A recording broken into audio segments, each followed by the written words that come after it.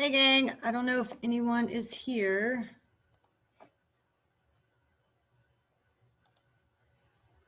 All right, I'm trying to admit everybody that's slowly coming on, and I'm going to try to, I wonder if there's a way for me to reverse the video. Otherwise, no. Okay. So, hi everyone.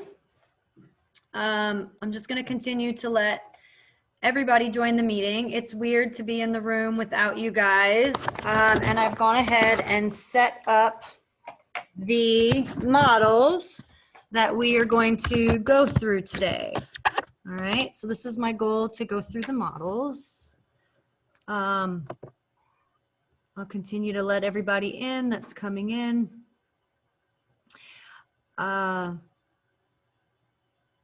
Let me give it another minute or two to make sure everybody that wants to join the meeting is ready to go. And then our goal today is to get through the first 7 pages of our lab manual. So if you have your lab manual, you should hopefully be able to follow along. It starts here, and then we'll go to this page and on and on and on. So we'll start with, in the big model, the location of our kidneys. Okay, and then we're going to go from there. I will put this recording up, so if you do want to ask any questions or anything, just be aware it will end up on YouTube. And let's give it another minute to see who else shows up, and then we're going to get started.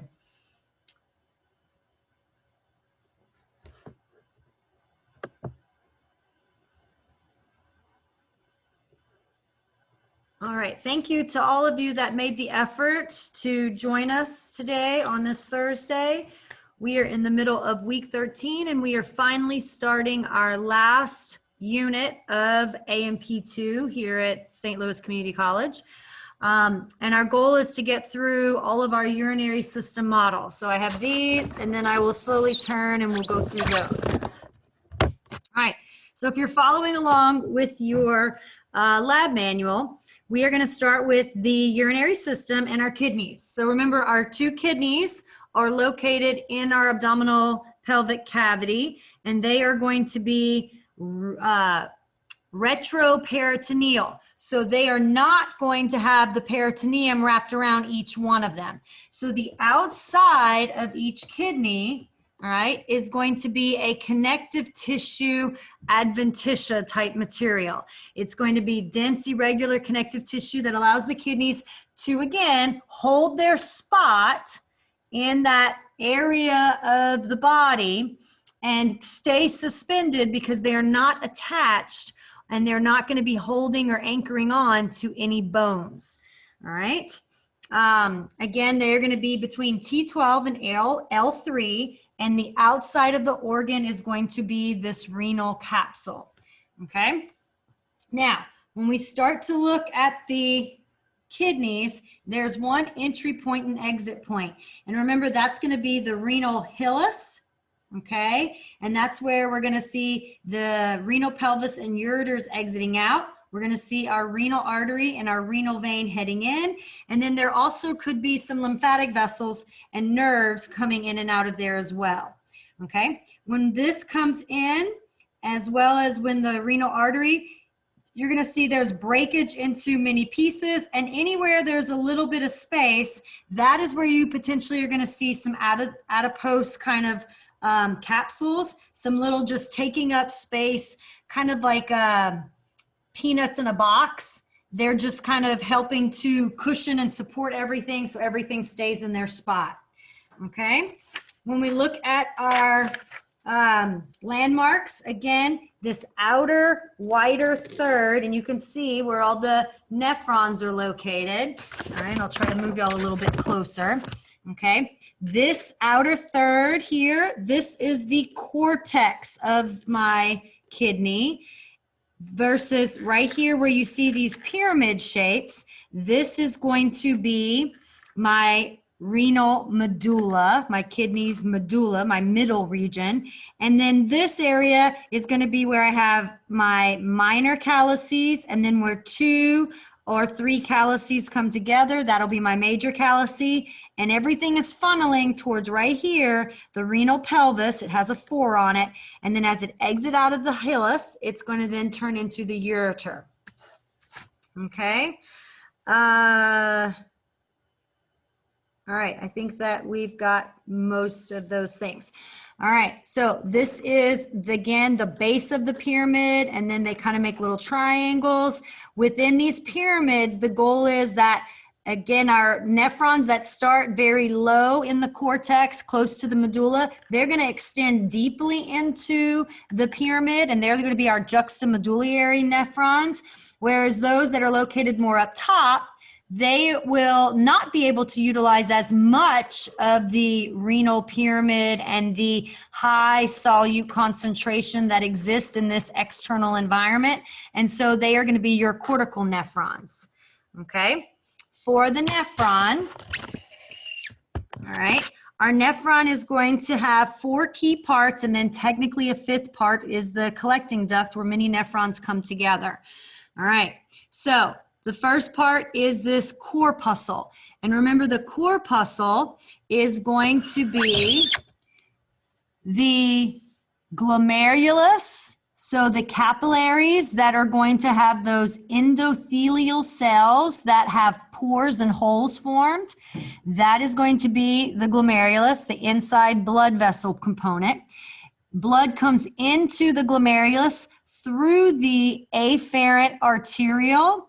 And the afferent arteriole is going to have these smooth muscle cells that we're going to call the juxtaglomerular cells. There are stretch receptors in the cells area here, and those stretch receptors are going to play a role in the RAS pathway. Remember, when we don't have enough stretch, that could indicate that the body is low on blood volume, low on blood pressure, and that triggers cells to create renin, and renin heads to, again, be converted to angiotensin 1, angiotensin 2. We know that does take place. The ACE inhibitor or the ACE hormones are in the lungs, and they can be other places as well. And then angiotensin 2 circulates and tries to raise blood pressure. So these JG cells do have some influence on producing our hormone pathway of RAS to try to raise blood pressure. Okay. Now, the rest of the corpuscle is going to be the capsule part. And the capsule, remember, has this inner layer of podocytes. And these podocytes are going to wrap around on top of our glomerulus, our capillary bed. And the fingers are going to intertwine. And again, we're going to let our fingers intertwine so they create a layer of filtering over the big gapping holes, so that way we try to prevent things like albumin, white blood cells, and red blood cells from filtering with the force of fluid in high concentration inside the capillary bed versus, again, low pressure out here. The fluid's going to filtrate or flow out and fill this space between the podocytes and this capsule layer here, which is made up of simple squamous epithelium and connective tissue on the outside. Okay, so that's our corpuscle. All right, the second part of our nephron is going to be this proximal convoluted tubule. And again, your proximal convoluted tubule over here is kind of this hodgepodge of tubing going in and out, in and out, in and out. All right. And that area is going to be rich in histology of simple cuboidal cells that are going to have lots and lots and lots of microvilli to interact heavily with the filtrate, the fluid that's been forced out of the glomerulus.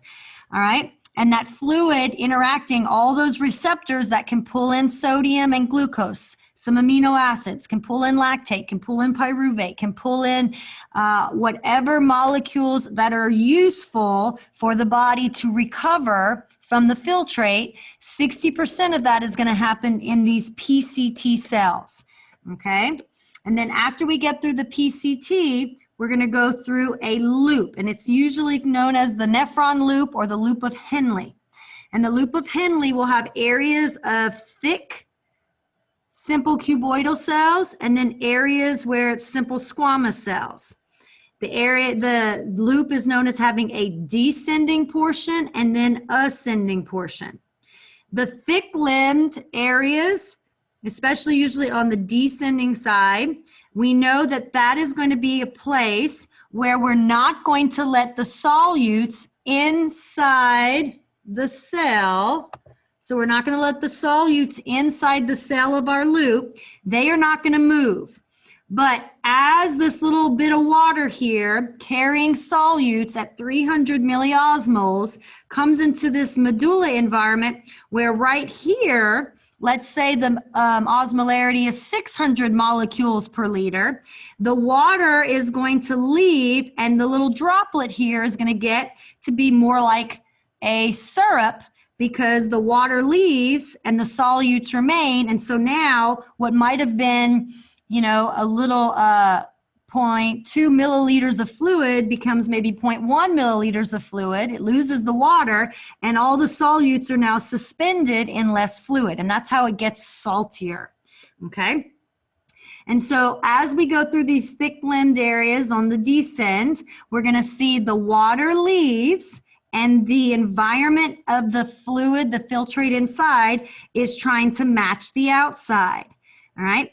And then once we get to the thin areas, all right, we're going to see again a shift where we're going to pull all that water out. And then as we ascend, we're going to start to see that the water can't leave. And what's going to happen is the solutes that are still of use, maybe some sodium, maybe some potassium, maybe some chloride, maybe some calcium, anything that's still potentially useful, and even some of the items that might not potentially be useful, but we need to get those solutes into this environment to keep the creation of high solute concentration here versus low solute concentration on the descend, so we can keep pulling water out.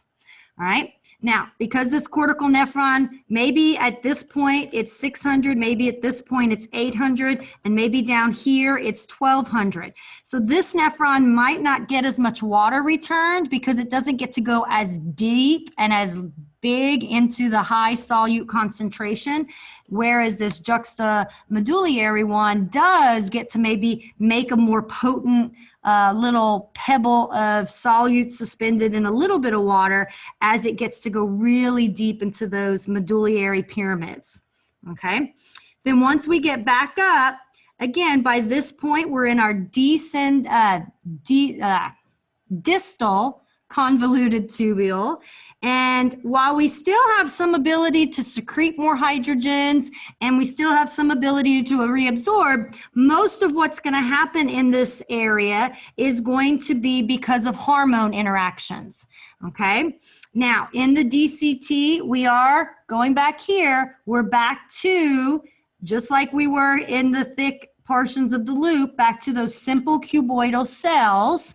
And those simple cuboidal cells are not as rich in microvilli or mitochondria because, again, by the time we've gotten to this part, the filtrate has really been picked over. It's been pulled back, almost all of the good stuff, and the water has followed or been pulled in by osmosis. So what's left is kind of the bottoms of the T, if you want to think of it that way, or it's beginning to be the bottoms of, you know, the juice box. All right. Now, remember, a feedback mechanism is that there are going to be in this little area of the DCT that comes back.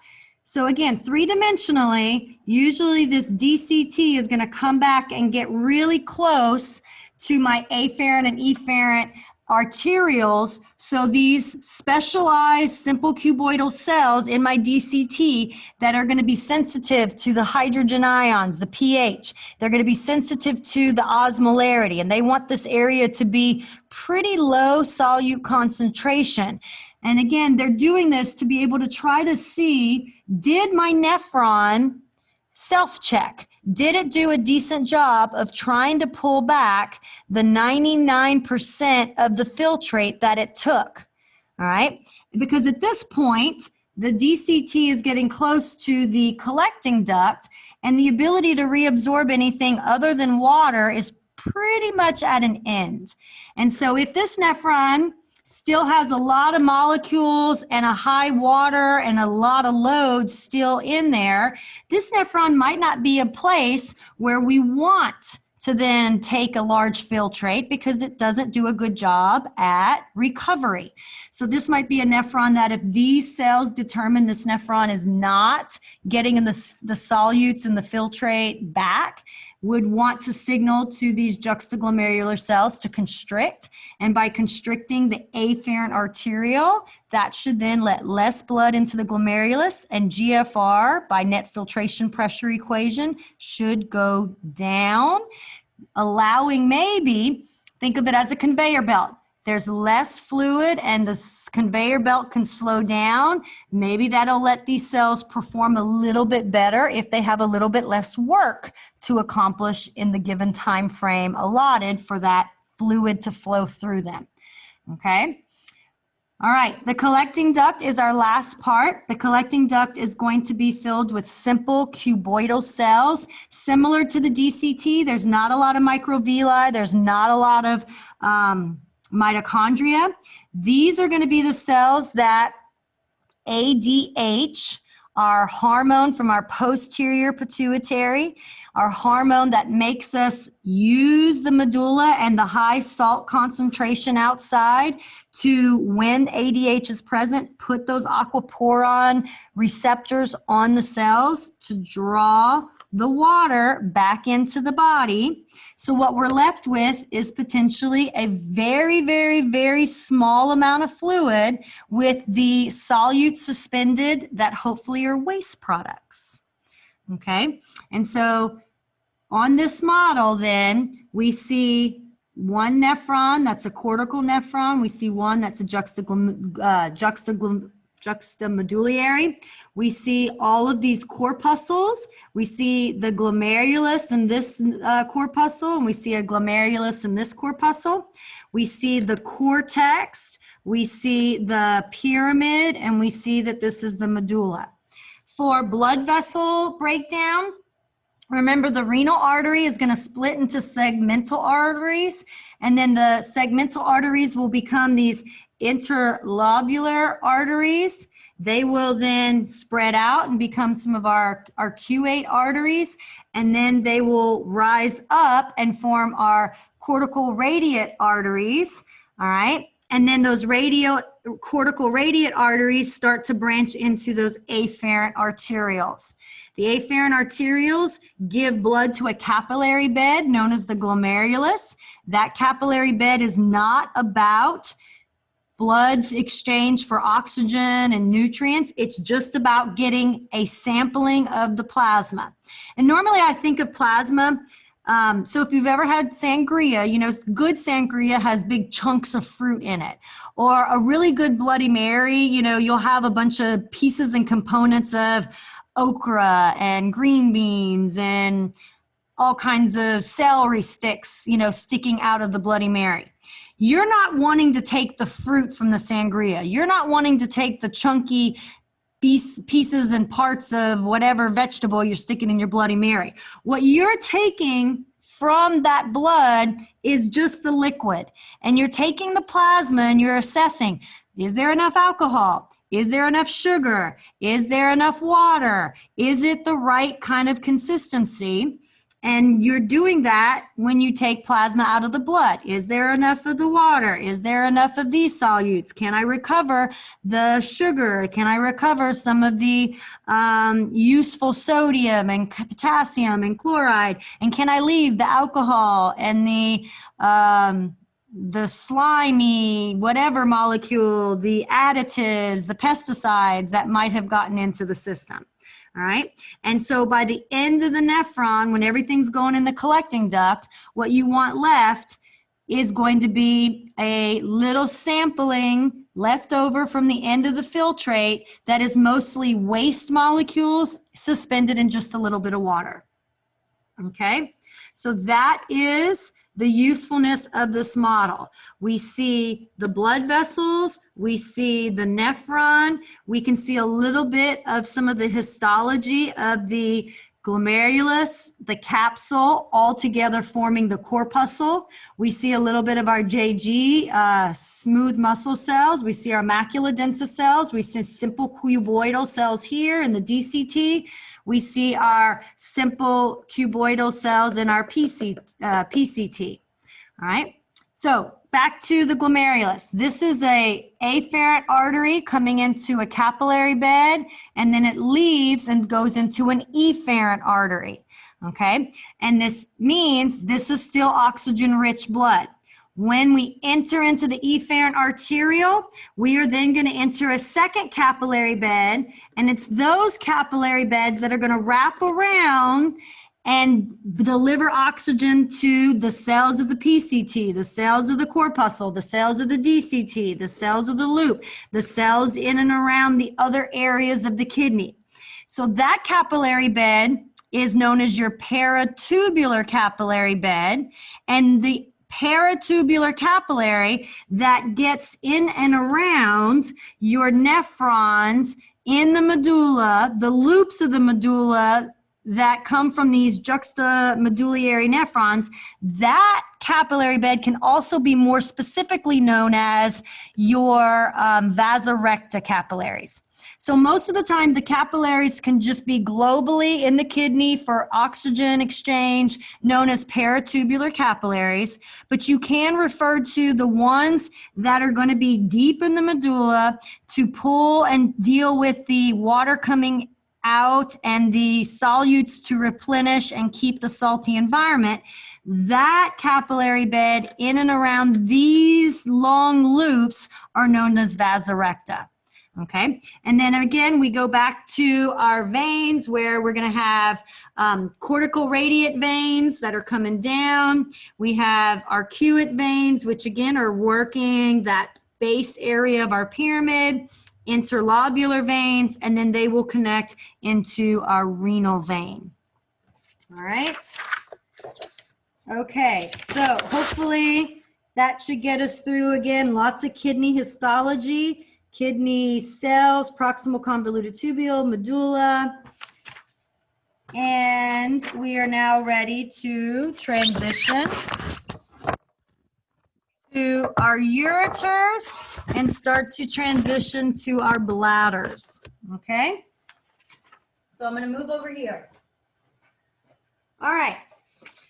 So as the fluid connects through those collecting ducts are going to dump the fluid into our minor calyces, and then our minor calyces are going to form some major calyces, form the renal pelvis, and then it's going to flow into the ureters. Once the fluid gets into the minor and major calyces, it's urine. There's no longer any opportunity to reabsorb and bring back in any of those molecules that are suspended in whatever that water content is. All right. Now, our ureters are going to connect our two kidneys to our bladder.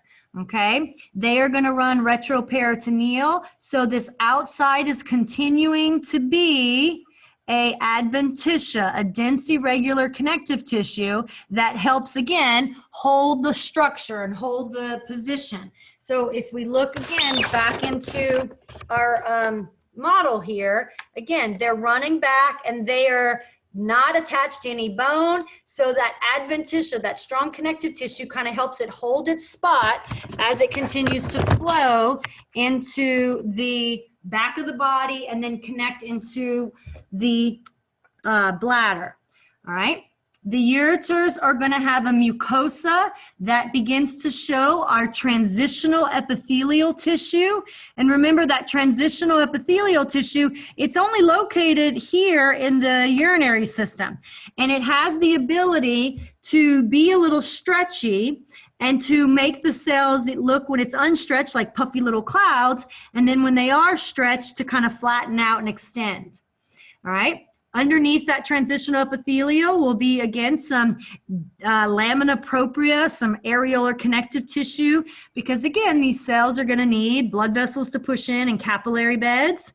Then we're going to see a layer of a muscularis, a smooth muscle layer that is going to have cells that run north and south, a longitudinal layer, and then cells that wrap around and circle to form the circular layer. All right, these are going to be smooth muscle cells, and they are going to be cells that are capable of contracting when told to contract by the nervous system, by hormones, again, by local factors. And then they'll have an intrinsic ability when they're, going to be triggered. And then there'll be stretch reflexes that then reflexively cause them to start contracting. And then when they start contracting, they'll cause peristalsis, that coordinated movement that'll try to make a wave and push fluid all the way down into the bladder. All right. And then when they get into the bladder is going to be at the very top. All right. The top, the outer part of the bladder is going to be our peritoneum. Okay. And then everywhere else, the sides, the underbelly, and around are going to be where we're going to find our adventitia. All right. The way the bladder works, if we could open it, which obviously I can't do. So let's try to move to our models here. Okay. Our bladder, as you can see, the white kind of shows a little bit of that peritoneum, and then we see that there's no white here, so that's adventitia, all right? And we see there's a nice detrusor muscle wrapped around, and then we see continuation of that transitional epithelium. In the guys, again, here's that white peritoneum, parietal peritoneum, and then you see there's no white, so that's that adventitia here. Okay, and then we see the detrusor muscle, and we see the internal transitional epithelium. Now, the transitional epithelium, when we're not stretched out, you see in the stomach, it makes similar hills and valleys, meaning that it's stretchable kind of mucosa. That is known as rugae. And so our bladder has some ability to stretch. And we talked about that on Wednesday, how the bladder is usually going to hold somewhere around 800 milliliters when it's fully full. And so that ability, again, to hold almost a liter of fluid, the bladder has to be fully stretched out, and it has some ability to do that. Okay.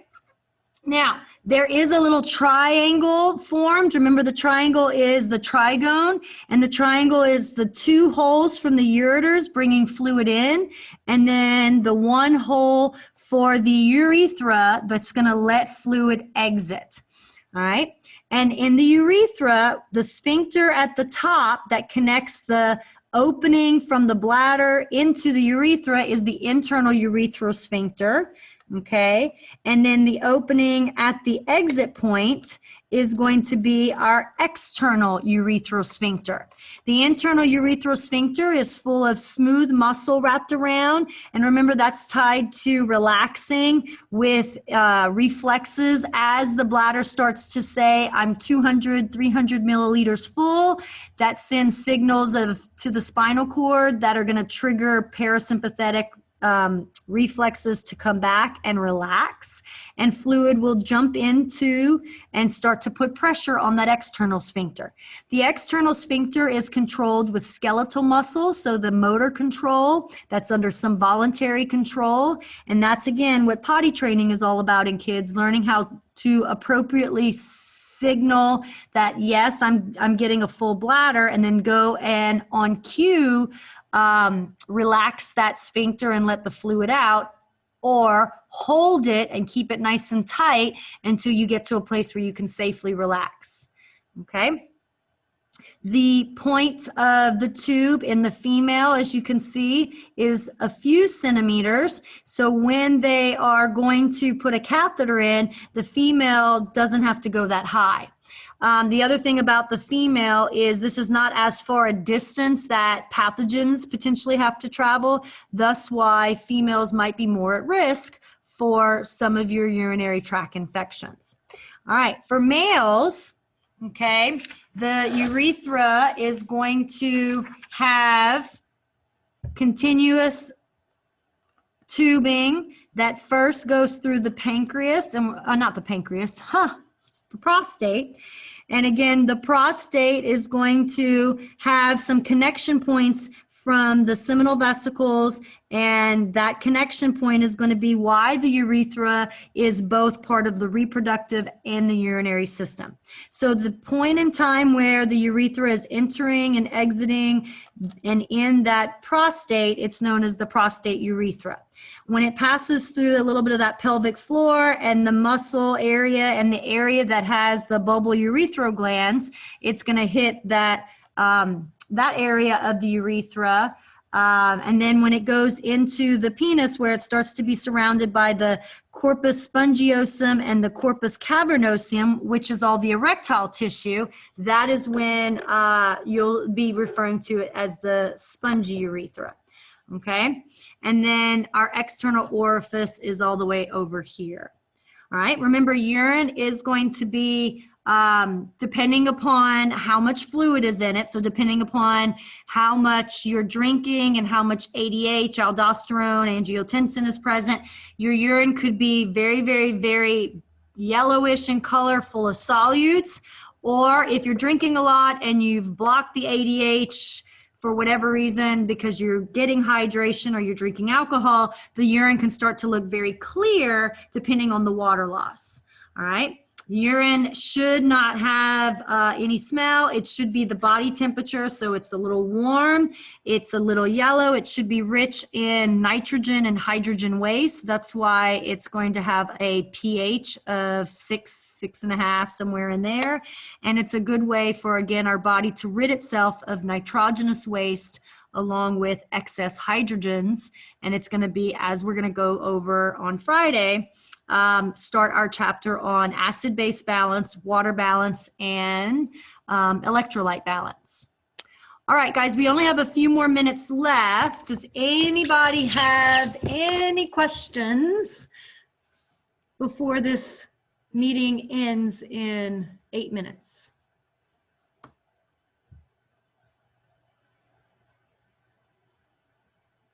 Okay. So this should have gotten us through, like I said, about page 7 of your lab manual. And you need to still continue to do your ADI LT labs. There should be 3 of those that you have to finish and complete. Do work on these, what do you call it? These worksheets. The pictures here, as well as the pictures of the models, are all fair game for the lab exam. And not next week because it's Thanksgiving, but the following week, the next time I do a Zoom lab, I'll try to go through reproduction, and I'll try to even dissect a rat for you guys if I can get one or find one to dissect. Otherwise, we'll have to do pictures of rat dissection. All right, if there are no questions, you guys, I will see you tomorrow in our normal scheduled live lecture. We're starting chapter 27, I think that's the right one, and we will continue on this journey of getting through the material and getting to the end of this class. Okay, gang, if you do have any questions and you want to ask offline, feel free to email or hold them tomorrow and show up a minute or 2 early, and we can try to answer them then. All right, thank you for coming.